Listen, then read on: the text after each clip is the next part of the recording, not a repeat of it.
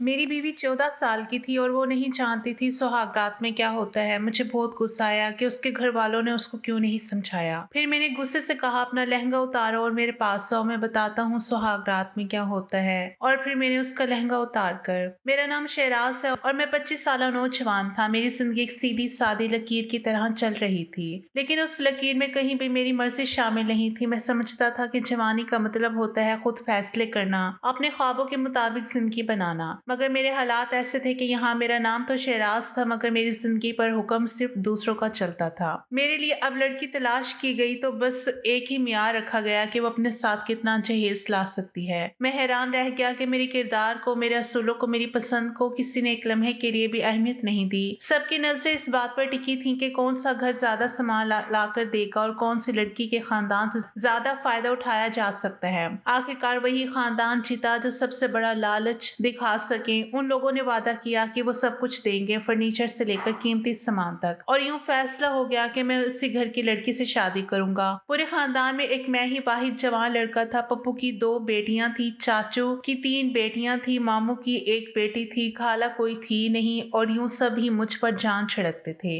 जैसे मैं कोई अनमोल चीज हूं जिसे हर कोई हासिल करना चाहता है।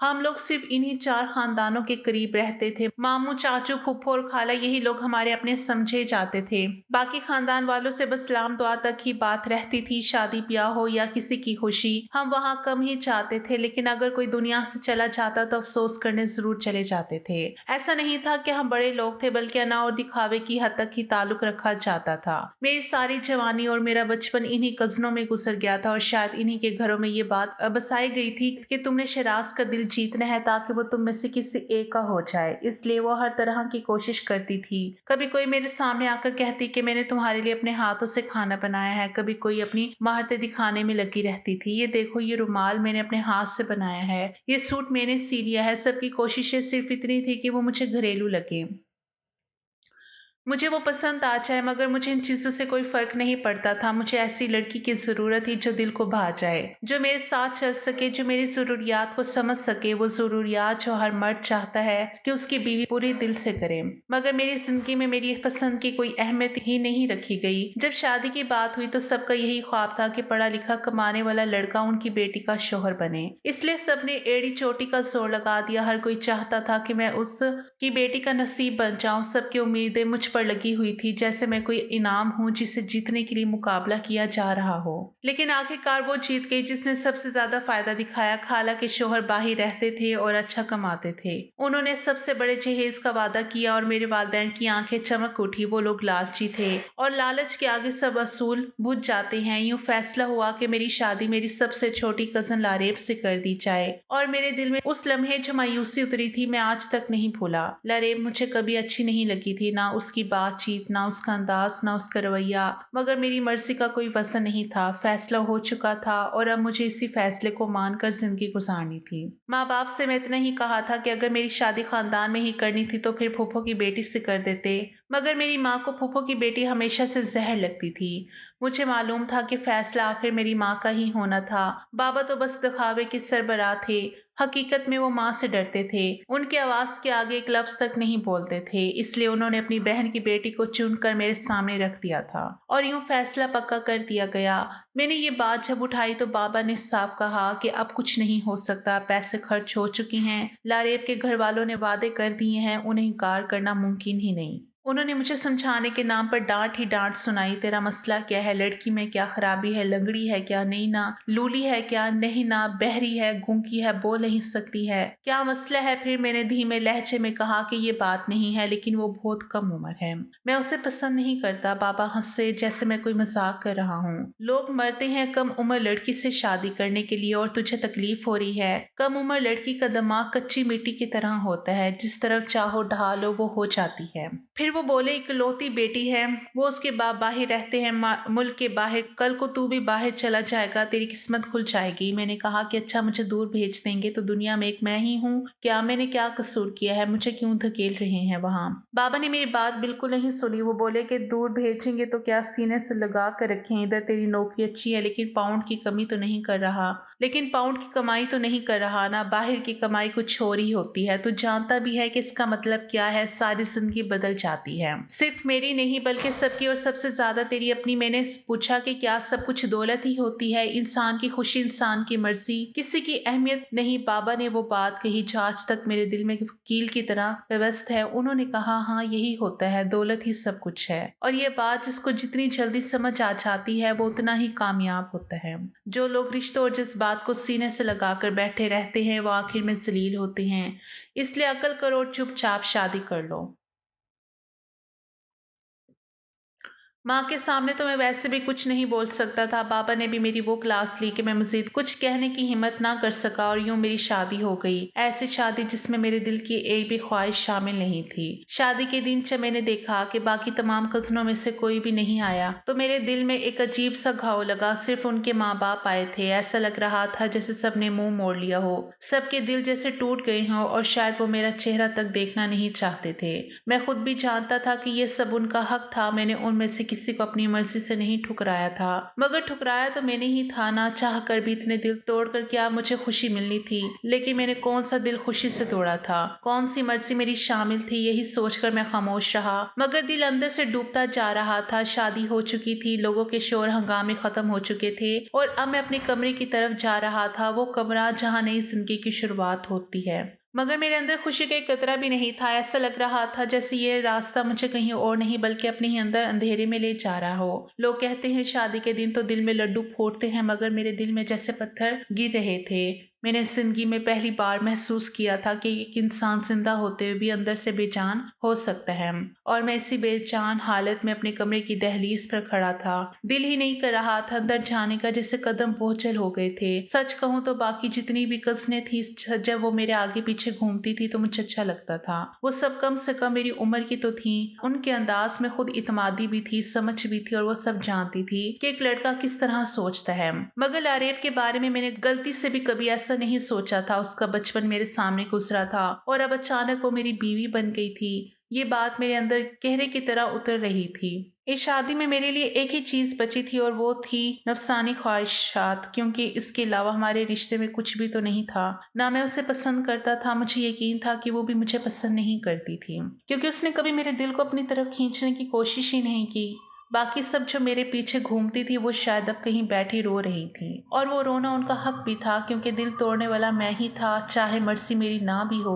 खुश तो मैं भी नहीं था, अंदर से सब कुछ खाली खाली सा लग रहा था। खैर, मैं हिम्मत करके कमरे में दाखिल हो गया। वो सामने बैठी हुई थी शर्माए हुए अंदाज में, मगर मेरे अंदर कोई जज्बा नहीं था। सब कुछ मेरे लिए एक फर्ज की तरह हो गया था, जैसे कोई ड्यूटी पूरी करनी हो। उसका घूंघट उठाना भी मेरे लिए एक जिम्मेदारी थी। उसके हाथ में मैंने सोने की अंगूठी डालकर मुंह दिखाई देना भी, और फिर उसके बाद वो जुमले बोलना जो हर नया दुल्हा बोलता है कि इस रिश्ते की शुरुआत करते हैं। मगर जब मैंने ऐसा कुछ कहने के बारे में सोचा तो उसने अचानक कहा कि मुझे थोड़ा वक्त चाहिए, मुझे अभी पता ही नहीं कि शादी का मतलब क्या होता है। उसकी बात सुनकर मेरे अंदर आग भड़क उठी। मुझे बहुत गुस्सा आया कि अगर मेरे माँ बाप और खाला ने मिलकर मेरी शादी कराई थी तो कम से कम अपनी बेटी को ये तो बता देते कि शादी का मतलब क्या होता है। दुनिया में कौन है जो आज के दौर में शादी का मतलब ना जानते हो? हर बंदे के हाथ में फोन है, सोशल मीडिया हर बात समझा देता है। लारेब का अपना फोन भी साइड में रखा हुआ था। वो भी किसी आम लड़की ही की तरह दुनिया देखती हो गई, मगर फिर भी उसने कहा कि इसे समझ नहीं है।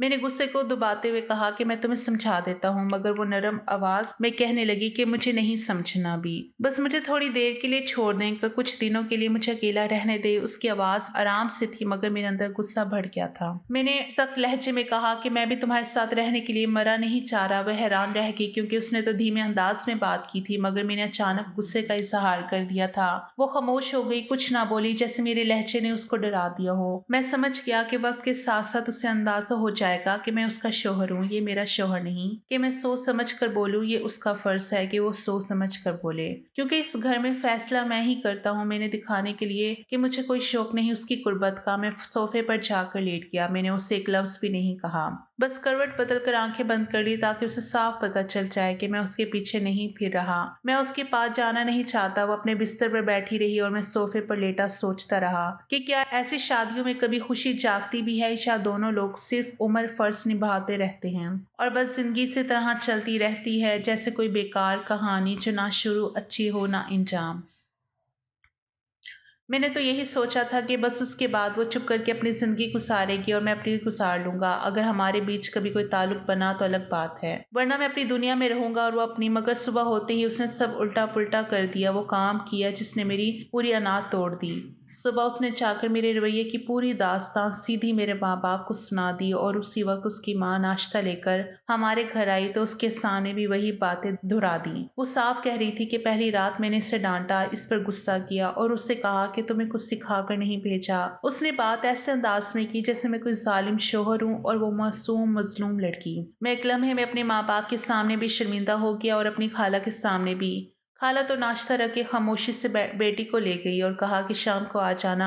बकलावे की रस्म महज ज़ाहिर है वो तो लेकर ही जाना चाहती थी। लेकिन उसके बाद मेरे घर में जो तमाशा हुआ वो मैं कभी नहीं भूल सकता। अम्मी अब्बू ने मेरी जो क्लास ली वो मेरी ज़िंदगी में पहली बार इतनी सख्त थी कि एक तरफ तो कह रहा था कि मुझे शादी की कोई खुशी नहीं, आप लोगों ने ज़बरदस्ती कराई और अब उसके साथ बुरी बुरी बातें करके हमें शर्मिंदा कर दिया। अम्मी का लहजा जला देने वाला था। अब्बू की आंखों में गुस्सा भी था और मायूसी भी। उन्होंने कहा कि वो लाडली बेटी है इसलिए जरा संभल कर बात किया कर। मैंने सख्ती से कहा कि लाडली बेटी है ना, लाडली बीवी तो नहीं। मेरी लाडली बीवी बनने के लिए उसे भी बहुत कुछ करना पड़ेगा, लेकिन उसने तो पहले दिन ही मेरी इज्जत उतार दी है। मुझे तो नहीं लगता उसके साथ पूरी जिंदगी गुजरेगी। उसे ये तक नहीं पता कि मियाँ बीवी की बात कमरे से बाहर नहीं की जाती। अम्मी अबू दोनों मुझ पर बरस पड़े। अभी भी तुझे अपनी पड़ी हुई है, अभी भी अपने असूल उस पर थोपना चाहता है। अगर उस लड़की पर जुल्म किया ना तो याद रख मुझसे बुरा नहीं होगा। बुरा सिर्फ तो होगा। मैंने हैरत से कहा कि मैंने कौन सा जुल्म किया, मेरे दिल में तो कुछ था ही नहीं। लेकिन मेरे माँ बाप ने एक बार भी मेरी बात नहीं सुनी। हर लफ्ज में सिर्फ उसका साथ दिया जैसे मेरा बेटा होना कोई गुनाह हो।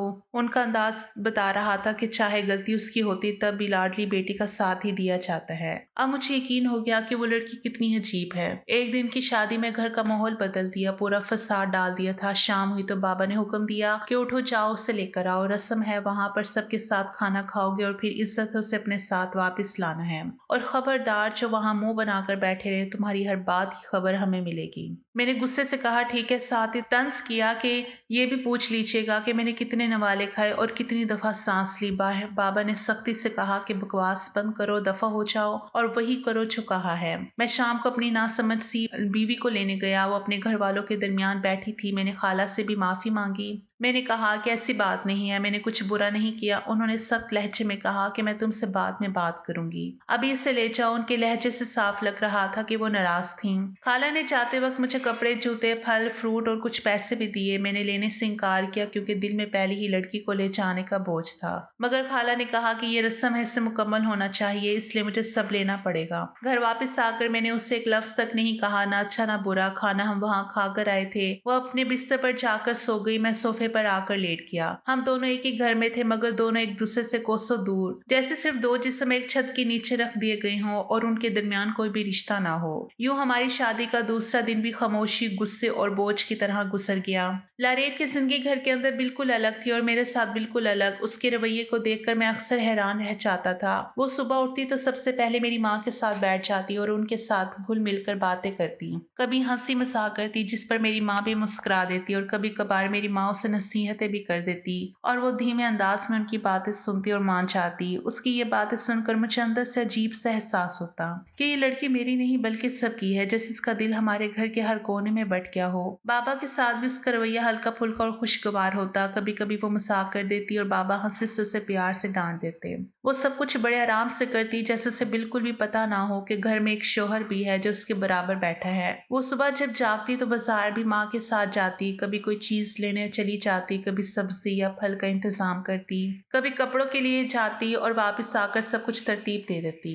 उसके हाथ से जो भी काम होता मैंने देखा कि वो थोड़ा बहुत चाय बना लेती, कभी स्नैक बना देती, कभी सिर्फ महारत दिखाने के लिए हाथ लगाती। लेकिन वो सब कुछ इस तरह करती जैसे ये कोई खेल हो या रट लगाने जैसा अमल, और मेरे लिए ये सब बिल्कुल मामूली सा लगता। मैं अक्सर सोचता कि ये लड़की घर में तो ठीक है, सबके साथ खुश रहती है, काम करती है और सबकी खुशी के लिए कुछ ना कुछ करती रहती है, लेकिन मेरे साथ उसका रवैया बिल्कुल नॉर्मल होता। मुझे कभी भी यह एहसास नहीं होता कि वो मेरी बीवी है। वो मुझे कभी किसी तरह का एहतराम या कुर्बत नहीं देती।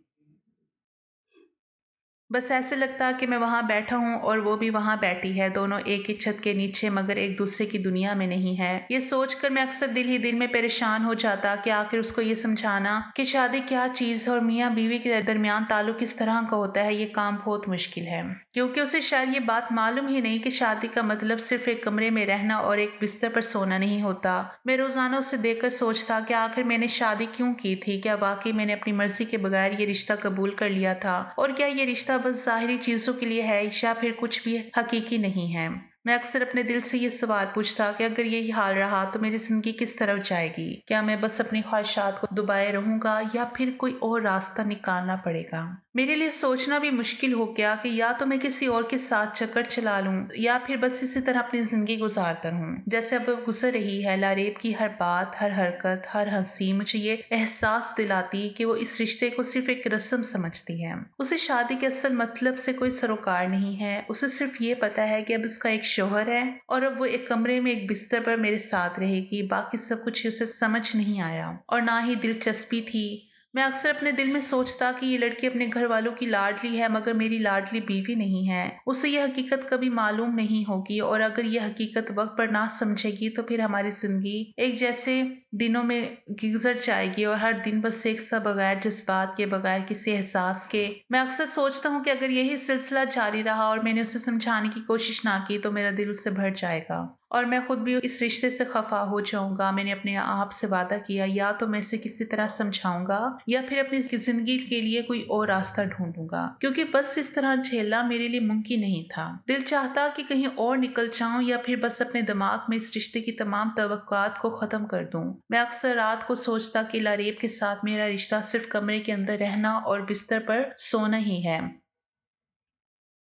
बाकी सब कुछ उसके लिए नहीं है। उसे ना तो मेरा एहतराम समझ आया है, ना मेरी ख्वाहिशात का ख्याल आया है और ना ही वो किसी तरह मेरे साथ देना चाहती है। ये सोचकर मेरा दिल अंदर से टूट जाता और मैं अक्सर खुद से पूछता कि क्या वाकई ये रिश्ता बस एक रस्मी बंधन है या कुछ हकीकी होने की भी उम्मीद है। मैं रोजाना उसे देखकर अपनी जिंदगी के फैसलों पर गौर करता कि कहीं मैं अपनी मर्जी से नहीं बल्कि दूसरों के फैसले का गुलाम बन क्या हूँ। लारेब की हर हरकत, हर हंसी, हर काम मुझे ये बता रहा था कि अपनी जिंदगी में खुश है मगर मेरी जिंदगी में वो बस एक रस्म है, एक फर्ज से, एक बोझ है। उसके साथ कोई ताल्लुक कायम नहीं है और अगर मैंने ये बात दिल से कबूल ना की तो मेरा दिल और ज्यादा जख्मी हो जाएगा। मैं रोजाना अपने दिमाग में ये सवाल उठाता कि आखिर शादी किस लिए की गई थी। अगर सिर्फ कमरे के अंदर रहना और बिस्तर पर सोना ही मकसद है तो ये रिश्ता वाकई क्या है। मैं अक्सर सोचता कि अगर यही सिलसिला जारी रहा और मैंने कुछ ना किया तो या तो मेरा दिल इससे भर जाएगा और मैं खुद भी इस रिश्ते से खफा हो जाऊंगा। एक दिन जब मैं ऑफिस से घर वापस आया तो मेरी माँ मेरी बीवी से बात कर रही थी और वो कह रही थी कि बस अब जल्दी से इस घर में एक छोटा सा मेहमान आ जाए तो बस फिर ये फैमिली मुकम्मल हो जाएगी। मैंने जैसे ही ये बात सुनी मेरी आंखें खुली की खुली रह गई कि छोटा सा मेहमान क्या हमने ऑर्डर पे तैयार करवाना था या ऑनलाइन डिलीवरी करवानी थी। आखिर ये क्या हो रहा था। ये सब लोग इतने बेवकूफ़ है या बन रहे हैं। मैं दिल ही दिल में परेशान हो गया कि यह सब कुछ किस तरह हो रहा है। मेरी बीवी को शायद इस सब का कुछ अंदाजा भी नहीं था। वो बस मेरी माँ की बातें सुनती और हंसकर सर हिलाती रही। मैंने सोचा कि अगर ये सिलसिला ऐसे ही रहा तो मेरी जिंदगी किस हाल में जाएगी। मैंने फैसला किया कि किसी से बात करके कुछ रास्ता निकालना पड़ेगा और मैं अपने दोस्त के पास गया और सब कुछ उसे बता दिया। दोस्त ने मेरी पूरी बात गौर से सुनी और फिर कहने लगा कि उसका एक ही हल है, बस अपनी बीवी को लेकर मेरे घर आ जा। वहाँ वो अपनी बीवी के साथ रहकर सब कुछ सीखेगी। 2-3 मुलाकातों में उसकी पूरी समझ दुरुस्त हो जाएगी और वो मियाँ बीवी के रिश्ते को सही तरह समझ आएगी। ये मशवरा सुनकर मेरा भी दिल थोड़ा मुतमईन हुआ। मैंने सोचा कि शायद यही सबसे बेहतरीन रास्ता है और उसे थोड़ा वक्त देकर मैं अपनी परेशानी कम कर सकता हूँ। मैंने अपनी माँ से कहा कि मेरे दोस्त ने शादी की दावत दी है तो हम लोग चलेंगे। तो माँ ने कहा कि सारे लोग चलेंगे। मैंने कहा कि नहीं, बस हम लोग जाएंगे। माँ ने पूछा क्यों, तेरा दोस्त कंजूस है। मैंने कहा कि नहीं, बस हमारे लिए ही प्रोग्राम बनाया है। माँ ने आखिरकार कहा ठीक है और यूं हम लोग तैयार हो गए। मैंने अपनी बीवी को अपने दोस्त की बीवी के साथ कमरे में छोड़ा और खुद मैं दोस्त के साथ बैठक में बैठ गया। वहां हमने खाना भी अलग अलग खाया क्योंकि उसके घर में थोड़ा पर्दे का माहौल था। मैं बाहर बैठा था मगर दिल में सब कुछ घूम रहा था कि आखिर कब मेरी बीवी को समझ आएगी। जब लारेब वहां से आई तो वो मेरे सामने आई और कहने लगी कि आप बिस्तर पर आके क्यों नहीं सोते, आप इतने दिनों से सोफे पर क्यों सो रहे हैं। मैंने सोचा कि ये छोटी सी बात भी इसके लिए अजीब है। पहले तो इसने ये बात भी नहीं की थी। मैंने बिस्तर पर जाकर लेटना कबूल कर लिया या हम दोनों के दरमियान कुछ नहीं हुआ, लेकिन मुझे ये महसूस हुआ कि शायद उसे थोड़ी बहुत समझ आ रही थी। ये सब कुछ देखकर दिल में एक छोटा सा सुकून सा आया। मुझे लगने लगा कि अब शायद इसको ये बात पता चलने लगी है कि मियाँ बीवी का रिश्ता सिर्फ एक कमरे में रहना और बिस्तर पर सोना नहीं होता, बल्कि इसका मतलब और भी कुछ होता है। उसके बाद मैंने दोबारा फैसला किया कि इसे थोड़ा और समझाना पड़ेगा। मैंने किसी बहाने से उसे फिर दोस्त की बीवी के पास ले जाना शुरू किया ताकि वो आहिस्ता आहिस्ता सब कुछ सीख सके। पहली मुलाकात में वो सिर्फ देखती रही, दूसरी में थोड़ी बातें सुनने लगी और तीसरी मुलाकात में उसने खुद कहा कि वो नरमीन आपी से मिलने जाना चाहती है। वो बहुत अच्छी है। मैंने कहा चलते हैं, और वाकई वहाँ 2-3 मुलाकातों में मेरी बीवी ने सब कुछ समझना शुरू कर दिया। उसने ये महसूस किया कि मियाँ बीवी का रिश्ता क्या होता है, किस तरह एक दूसरे का ख्याल रखा जाता है, किस तरह बात की जाती है और किस तरह मोहब्बत और एहतराम के बगैर जिंदगी अधूरी रहती है। मैंने अंदर से महसूस किया कि शायद ये सब कुछ इतना मुश्किल नहीं था, बस वक्त और सही रहनुमाई की जरूरत थी। मेरी बीवी जो पहले बस रस्मी तौर पर घर के अंदर सबके साथ हंसती और काम करती थी, अब थोड़ा सा समझने लगी थी कि मियाँ बीवी का रिश्ता सिर्फ रस्म नहीं होता, बल्कि ये दोनों के दिलों और सोचों से जुड़ा होता है। और ये ख्याल मुझे मुतमईन करने लगा कि शायद मेरी जिंदगी में थोड़ा सा सुकून आने वाला है। अब वो आहिस्ता आहिस्ता अपनी जगह पर और मेरे साथ जिंदगी गुजारने के लिए तैयार हो रही थी। ये सिलसिला इसी तरह चलता रहा। मैं रोजाना उससे देखता कि किस तरह आहिस्ता आहिस्ता वो समझ रही, और मैं भी अपनी जिंदगी में थोड़ा सुकून महसूस करने लगा कि शायद अब हम दोनों के दरमियान सिर्फ कमरे के अंदर रहने की रस्म नहीं, बल्कि एक हकीकी रिश्ता कायम हो सकता है जो दोनों के लिए आसान और काबिल बर्दाश्त हो जाए। मैंने दिल ही दिल में सोचा कि बस सब्र और वक्त दोनों की जरूरत है, और बाकी सब चीजें खुद ब खुद ठीक हो जाएंगी। वक्त के साथ साथ मैंने महसूस किया कि लारेब आहिस्ता आहिस्ता सब कुछ समझने लगी है। मैंने देखा कि अब वो कभी कभी खुद से सोचती और सवाल करती कि एक मियाँ की जिम्मेदारियां क्या होती है और एक बीवी के लिए कौन सी चीजें जरूरी है। ये सब देखकर मुझे दिल में सुकून महसूस होने लगा कि शायद अब वो वाकई समझने लगी है। लारेबा मेरी बातें गौर से सुनती थी और कभी कभार मेरी तरफ देखकर हल्की सी मुस्कुराहट भी दे देती थी, जैसे ये जान रही हो कि अब वो चीजें जो पहले उसके लिए महज से रस्म और कमरे के अंदर रहना थी, वो असल में बहुत ज्यादा अहम है। उसका रवैया आहिस्ता आहिस्ता बदलने लगा। वो अब सिर्फ घर के काम या सबके साथ खुश रहने की हद तक नहीं, बल्कि कुछ बातों में मुझे संभालने और समझने की भी कोशिश कर रही थी। ये सब देखकर मुझे यकीन होने लगा कि शायद अब वो मेरी जिंदगी की हकीकी शरीक बन सकती है। एक दिन मैंने दिल ही दिल में फैसला किया कि बस सब्र और वक्त सब कुछ ही बदल सकता है, और वाकई ऐसा हुआ। लारेब अब थोड़ी थोड़ी समझने लगी थी, और अब वो सब चीजें जान रही थी जो पहले उसे मालूम नहीं थी। अब हम दोनों की जिंदगी आहिस्ता आहिस्ता सही सिमत में जा रही थी। लारेब मेरी जिंदगी की हकीकी साथी बन रही थी, और मैं भी अपने दिल में ये यकीन कर चुका था कि अब हम दोनों के दरमियान रिश्ता सिर्फ रस्मी नहीं, बल्कि हकीकी मायनों में कायम हो चुका है। और यही हमारी शादी का अक्सर मकसद था कि दोनों एक दूसरे को समझे और साथ साथ वक्त गुजारें। ये था वो वक्त जब मैंने दिल ही दिल में सोचा कि आखिरकार सब कुछ ठीक हो गया। मेरी बीवी ने सब कुछ समझना शुरू कर दिया, और अब हम दोनों के दरमियान रिश्ता हकीकी मायनों में कायम हो गया। अब बस जिंदगी आहिस्ता आहिस्ता अपने कुदरती रास्ते पर चल रही थी, और मैं मुतमईन था कि आखिरकार मेरी सब्र, वक्त और रहनुमाई ने काम कर दिखाया, और मेरी बीवी लारेबा आहिस्ता आहिस्ता मियाँ बीवी के रिश्ते का मतलब समझ रही थी।